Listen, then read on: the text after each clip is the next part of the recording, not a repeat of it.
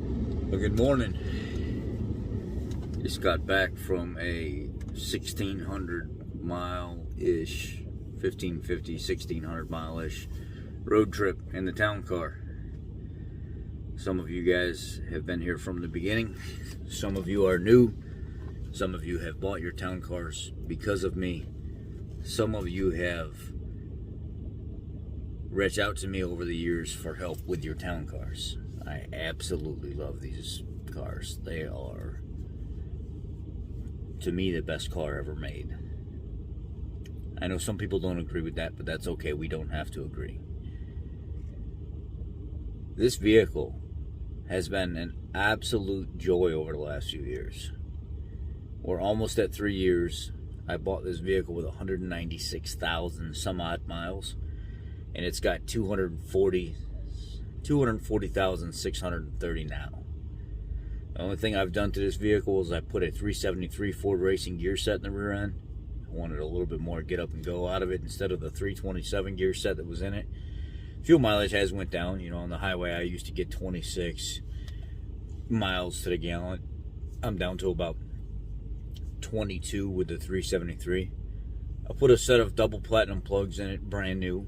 Well, new to me when I got the car. I put one ignition coil in it. I put a water pump in it.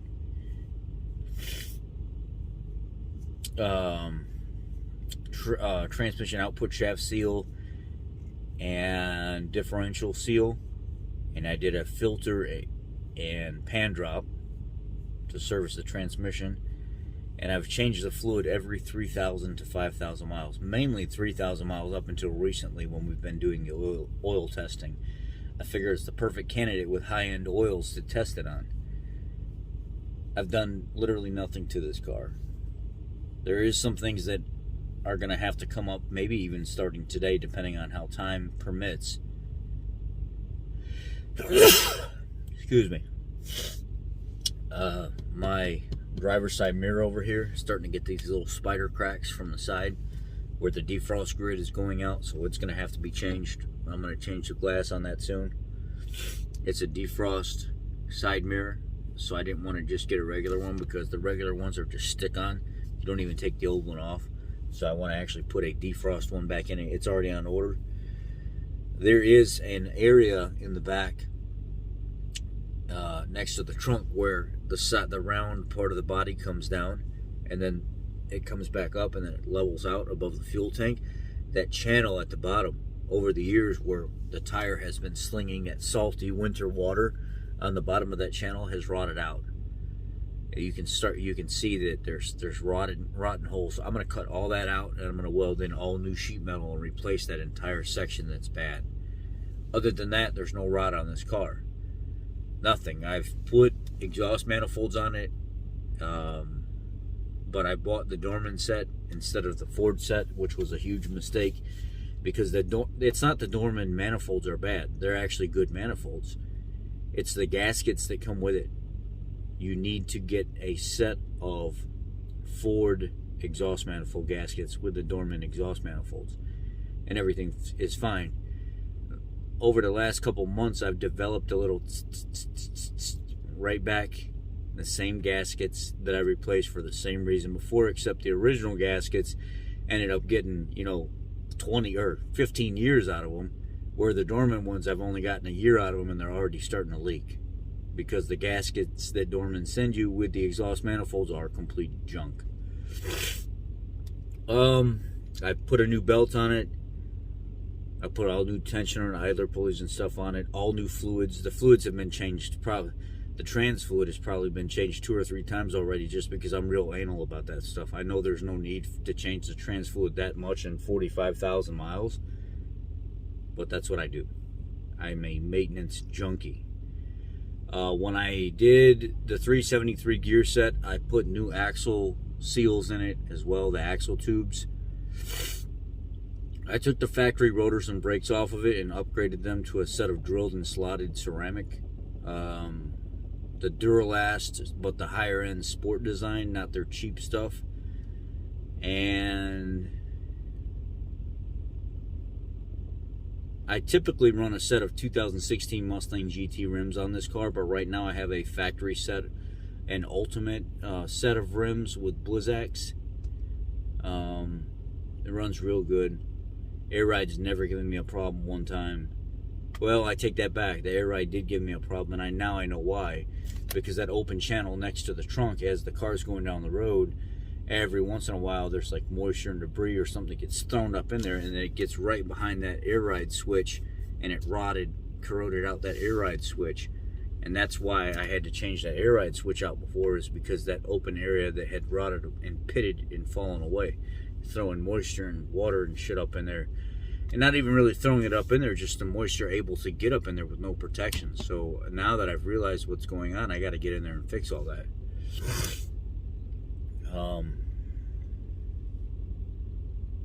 There hasn't been too much. I did an oil pan gasket. I did a drop in chassis, and then raise up the motor, and then slit the corners of the oil pan gasket, slid one side in, slid the other side in, a little dab of silicone on each corner, bolted it all back up. It's been bone dry. So she said little stuff done, little cheap tidbits done. I changed the headlights from the factory style lights to a blacked out backing. Just something for me to enjoy the car a little bit better without all the chrome backing. I didn't really care for that. So I went with an aftermarket $225 set that had, they're kind of blacked out a little bit more. And then I put the Bossla LEDs in it that you can actually change from like 6K to 4K to 3K and then to flashing. You can actually have your lights flashing just by turning your lights on and off real quick. It will actually change the colors for you. Other than that, that's oh no, I take that back. The receiver dryer, the accumulator, I pulled it out, pulled the mounting box and everything out, put a new one in with new O-rings and everything, and I modified the box so it won't ever rot out again. It's able to drain properly. So if you guys haven't seen the video on that, you need to go check out the video on that. I removed the plastic cowl from in the engine bay and resealed the fresh air inlet with silicone instead of foam to stop water from getting in the floor of the car, because in the past the previous customer had problems with water getting in this passenger side floor and ending up back here behind the driver or behind the passenger seat in the rear. And they cut a little square like this to get all the water out from underneath the carpet. Now, in order to stop that, I resealed that fresh air inlet, which I have a video on that. And then we were live not too long ago, and these wipers, for over 2 years, 2.5 years, they've been making noise since I bought the car.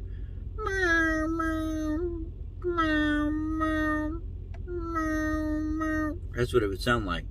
And it would make that noise, and I would be like, you know what, screw it, I'm going to run it until it runs out, until it just doesn't work anymore. And a couple weeks ago it started doing that. And what we ended up doing is actually ordering a $175 Motorcraft wiper motor and installing it. Super easy job. But what it was a Brazil-made Dorman wiper motor. And when you pull the windshield wipers off and you pull the cowl, the plastic area and stuff off, and then you see the wiper transmission assembly and motor, you unbolt it. It's a 10 mil, 10 mil, 10 mil, 10 mil, and an 8 mil. So there's 3 or 4 10 mils and one 8 mil. And then undo the connector, it slides right out of there. But when I pulled it out and flipped it upside down, I could see a giant pocket of tree debris where that channel that's supposed to drain right here in the center of the vehicle, supposed to drain water down, it was full. It was full of leaves and twigs and debris, and it turned to ice, and it was freezing up the bottom of that motor. So until the vehicle ran for a little bit and warmed up, the motor couldn't move. So it wasn't even really a bad motor. The motor was going bad because of the resistance all that shit was putting on it, but it didn't completely go bad yet. It just got water and moisture in there, and it was freezing up the motor until it would dry out, or until it would heat up. Yeah. And then I went through and converted the reverse lights to LEDs. I converted the lights inside the vehicle to LEDs. Didn't do anything with the radio. I've done nothing with like any of the, uh, the blend door actuator or the fresh door recirc or any of that in the dash. All that stuff is still factory. I've touched none of that. It's all still good. I have put 2.5-inch exhaust from the Cat's back into a 2.5-inch Flowmaster X pipe, and then from axle back, it's 5.0 liter Coyote Roush exhaust modified to fit the town car.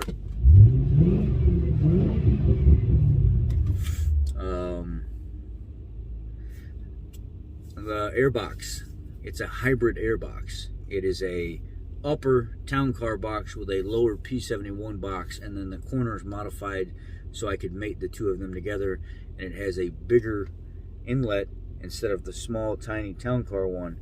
It's much larger. The lower box is it's larger and can handle more volume, and I just stuck the upper box from the town car back on it and just modified the corners to get it to fit. Works beautiful. What plans do I have in store for this vehicle? This will be a vehicle that runs on a little bit of boost. I plan on, at 50K subscribers, which I'm only like 8K away or something like that, or 7,500 away. I want to get the Vortec S-Trim Pro Charger set up for this car and get the 80mm MAF from like a Lightning or a Cobra from like 03 or 04, and get the injectors for a Lightning or a Cobra or something like that. And I already have the new fuel pump. I already have the new Aeromotive 350 gallon or liter per hour, whatever the hell these racing pumps are. I bought it directly from a Panther platform site to get performance parts. So the new fuel pump, the new housing assembly and stuff will be going in. Maybe, I don't even know if I have to run a Kenny Belt boosted pump, if I could get even more out of it. But it'll be Pro Charged, it will be tuned, and I have a Yukon HD LSD to go in this car that will end up going in this car soon as well. I just gotta make time to do it. I've already got it in, got all the oil. Yeah, so that's kind of where we're at with the car. It does have a can shift paddle shifter assembly on it, so I can actually take command of the vehicle and turn on manual shifting or not. Can shift, CANSHIFT. And yeah, I got put AVS, the old school AVS vent visors all the way around. It's got 20% tint all the way around. I'm trying to think of what else I did. Oh, this handle, the leather handle on the door, I actually took the handle off because it kept coming loose. The Phillips screw kept coming out of this little plastic cover on the side right here, and I took the handle off. I took a little dab of TA357 silicone and I put it around where the handle actually mounts, put the screw back through so it could get sucked into some of that 357, put the cap and everything back on, and for about 1.5 years it's never come loose one single time. Works great. I installed a heated seat pad for the driver's seat. My switch is down here. I could turn it on high or low. I got it on Amazon, and I took the seat out. I disassembled the seat. I put a pad in the back and the ass part, and then I ran the wires along the side up underneath the trim and brought it up under by the fuse box, and I stole power from a supply leg, not on the adjacent side. So if anything ever happens, it will pop the fuse for the seat, not the fuse for the gem module, or the fuse panel. Oh, we're trying to think what else. That's it. I don't know. That's the history of this car for the last almost 3 years. Probably forgetting something, because me and this car, we've had a long journey with you guys. yeah, just wanted to share that with you. The journey of this town car that has been the biggest blessing ever, and it just runs absolutely phenomenal. Nothing, nothing can touch these cars at all.